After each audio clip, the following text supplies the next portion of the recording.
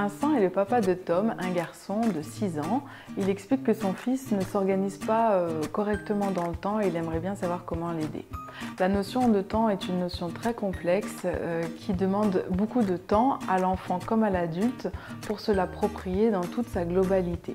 Tout petit, l'enfant va d'abord se repérer dans l'ici et le maintenant, le avant et après sur un temps très court. Quand il grandit, toujours avant 6 ans, il va apprendre à se repérer dans le temps de la journée, en donnant des repères sur la journée qui lui permettront de différencier le matin, l'après-midi, le soir par exemple. Et progressivement, il intégrera les notions de jour et de nuit, de hier, avant-hier, demain, après-demain. Mais toutes ces notions-là prennent beaucoup de temps parce qu'elles sont complexes.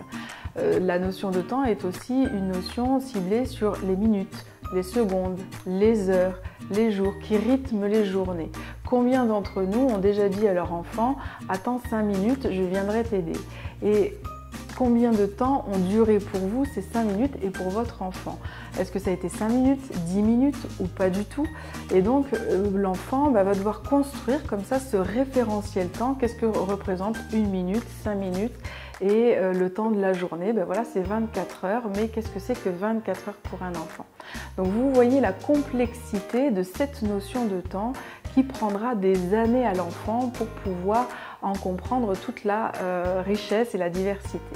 À 6 ans, votre enfant est sur un temps encore de journée. Il commence à maîtriser les jours de la semaine, mais les manipule avec difficulté.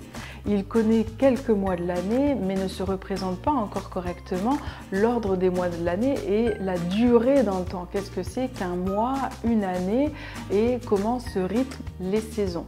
Donc on a tendance à aller parfois un petit peu vite dans nos exigences. Donc à son âge, votre enfant, vous allez pouvoir l'aider comment?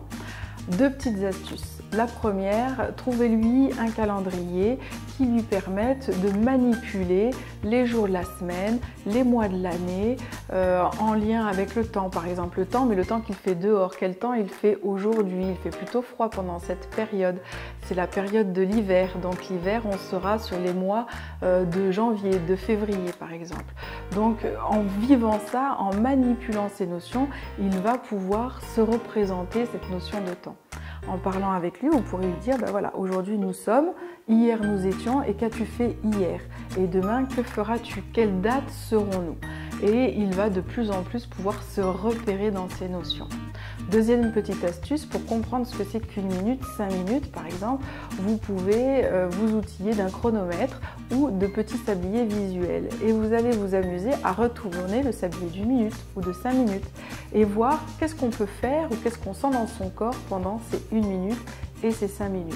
Ça permettra à votre enfant de plus en plus de comprendre ce que c'est que le temps qui passe et de voir ce qu'il peut faire dans cette période-là.